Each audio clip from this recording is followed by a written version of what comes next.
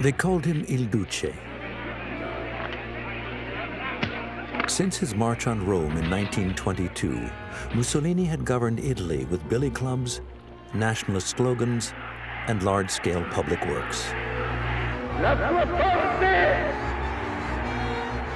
He had become the model for dictators in the 1930s. Among his pupils, Adolf Hitler. With his help, he planned to turn Italy into one of the world's superpowers.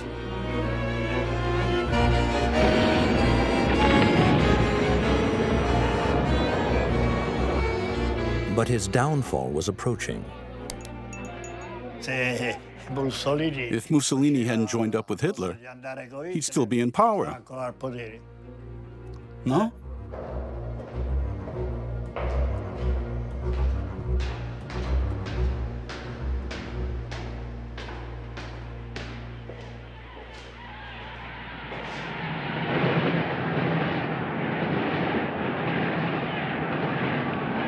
It was 1937, 1 year after the war in Ethiopia, the year that everything would change.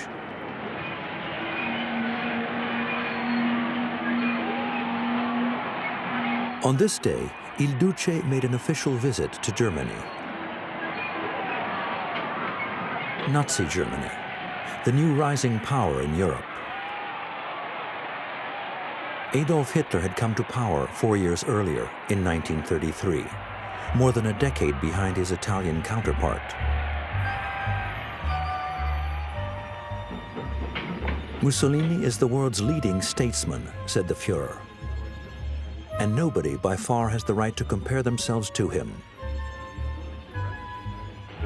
Hitler clearly held him in great esteem.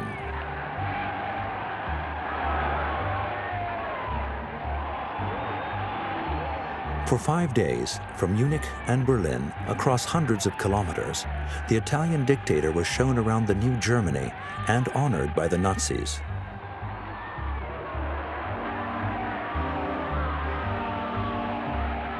Never was such a welcome offered, even to emperors, wrote Mussolini to one of his mistresses in Rome. I have conquered them. They are crazy about me.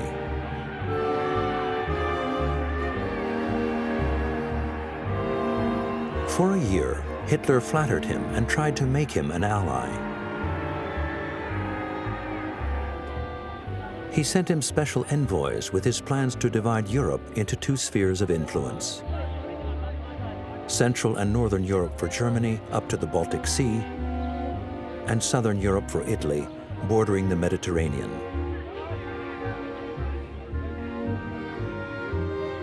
A highly confidential plan, which was particularly timely for Il Duce.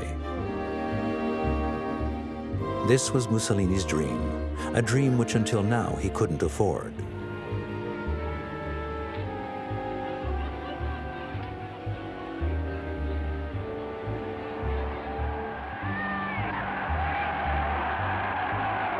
At the Olympic Stadium in Berlin, a fired-up Mussolini committed himself to march alongside Hitler, while proclaiming his wish for peace.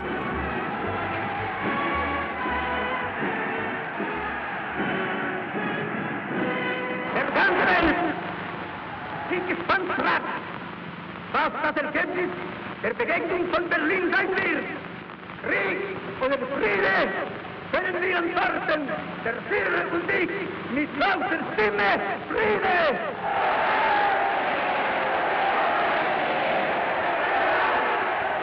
With this rapprochement, he hoped to give new impetus to his dictatorship. A golden opportunity to revive enthusiasm, which was on the wane after his 15 years in power.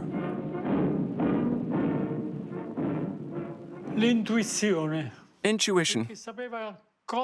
He knew how to seize the moment in all situations. He knew how to choose. Italians counted on him. He showed them he was acting for the good of the nation. Bravo! Italy would join with Germany to conquer the world. But there was a latent fear of being dominated, that Mussolini had been bewitched.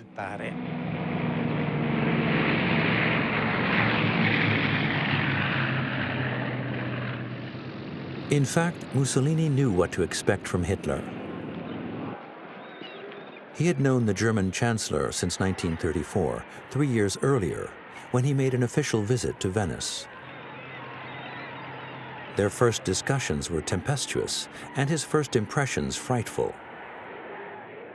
A madman, an Attila, a sex maniac, confided Il Duce to his entourage.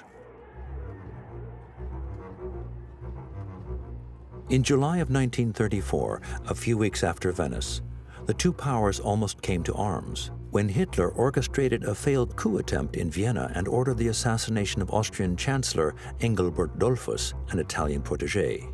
Mussolini sent several divisions to the border and publicly vented his anger against Nazi racism. Noi possiamo parlare con un sovrano disprezzo, talune dottrine d'altralpe, di gente che ignorava la scrittura in un tempo in cui Roma aveva Cesare, Virgilio ed Augusto.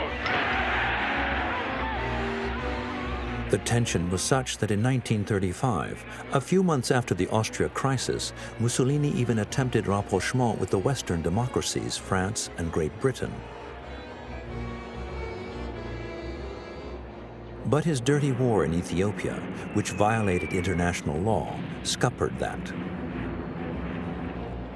Influenced by London and Paris, the League of Nations in Geneva condemned Italy and imposed economic sanctions on it.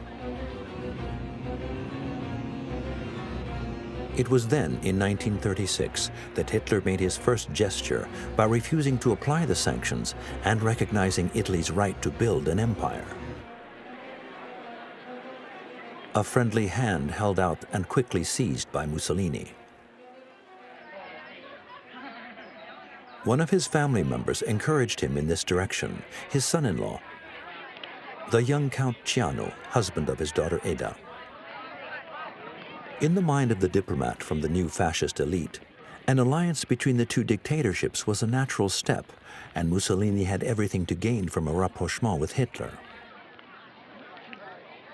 In 1936, Il Duce appointed Ciano his Minister of Foreign Affairs, and the two men set out to fulfill an alliance with Germany.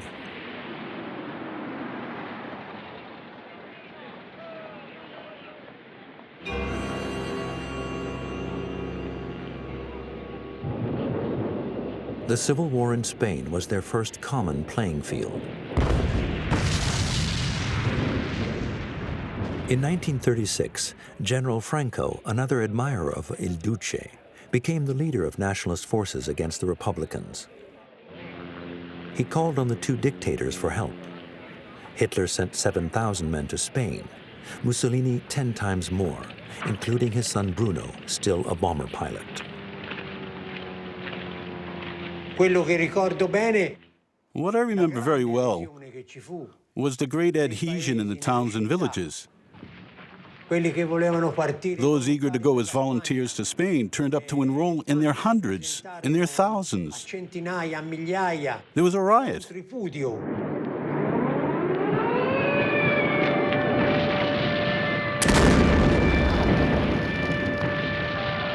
The Germans bombed Guernica, the Italians Barcelona.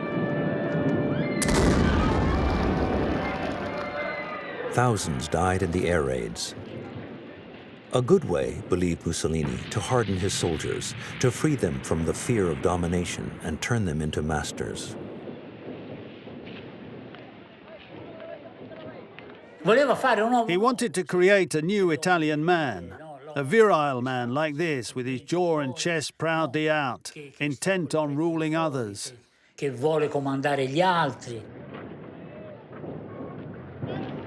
And yet, war was less popular than fascist legend would have us believe. After victory in Malaga, the Italian army collapsed outside Madrid. Under poor leadership, many Italians deserted or intentionally wounded themselves. Thousands of them would die.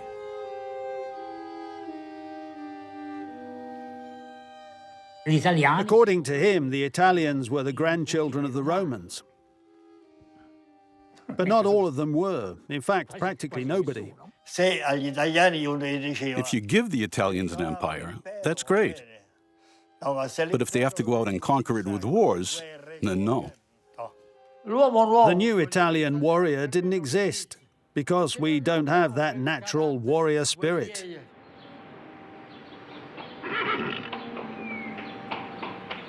In Rome, a disappointed Mussolini began to doubt in his Italians, these mandolin players, as he called them. In German eyes, his prestige was tarnished.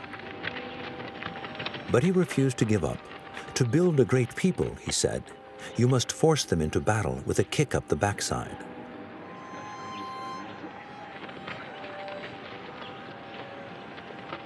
For the past few months, one woman had encouraged him, his new mistress, Clara Petacci, almost 30 years his junior. He met her on a road outside of Rome during a hair-raising spin in a convertible. Here she is on the right with her family. Mussolini called her Little Servilia after the mistress of Julius Caesar. I love you madly, he wrote. I want to harm you, be brutal with you.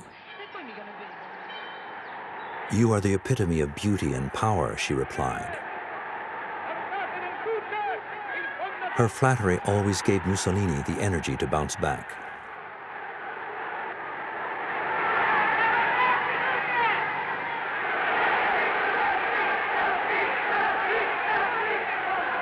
Ed ora io vi domando, camerati, in Etiopia abbiamo tirato diritto? In Spagna abbiamo tirato diritto e domani tireremo diritto.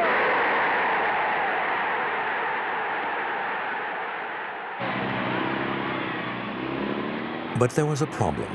In March of 1938, as his army was floundering in Spain, Mussolini received some dispiriting news. Hitler had entered Austria, an act he had opposed in 1934 due to his ties with the Austrian government.